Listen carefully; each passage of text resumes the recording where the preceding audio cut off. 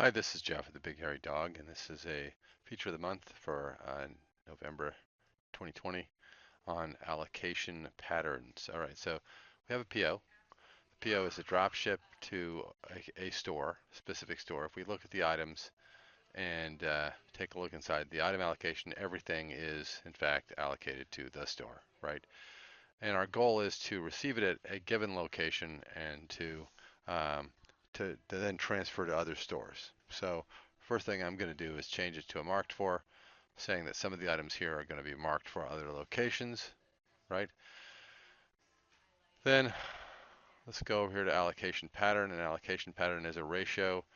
It's pretty simple. If we take a look at some of these allocation patterns here, this one here, 25, 25, and 50, is sending 25% of the stuff to this store, 25 to this store, and 50% to this store.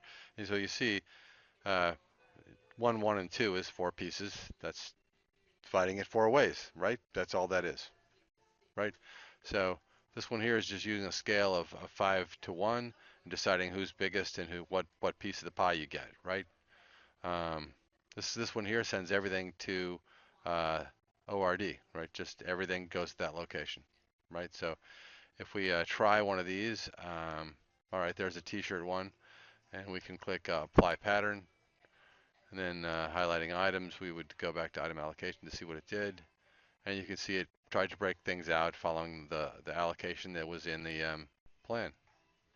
Now, obviously, if you don't like the final spread there, you can go and massage these. You could say, oh, you know what, I'm just going to change this to 2, and I'm going to go ahead and put 1 and 1 there. Now, if you change the overall quantity in the list, you will change the overall order quantity, right?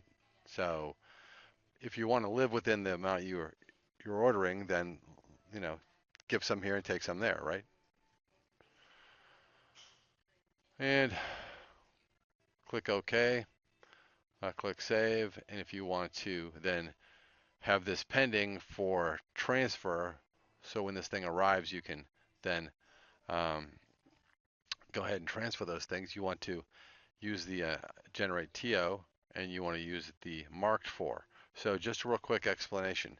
Uh, the quantities up here, the 12, 12, 12, 24, 24, and 12, those quantities do not go to the transfer order. With undistributed, no quantity goes. It just puts the items on there.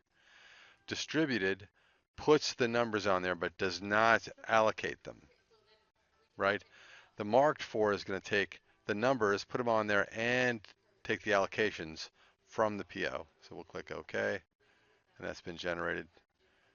And let's back out of here and go take a look at that real fast, because I wanted to stop by transfer orders anyway. So form view, so it did what I asked it to do, right? It's got the allocations in here with the same exact items.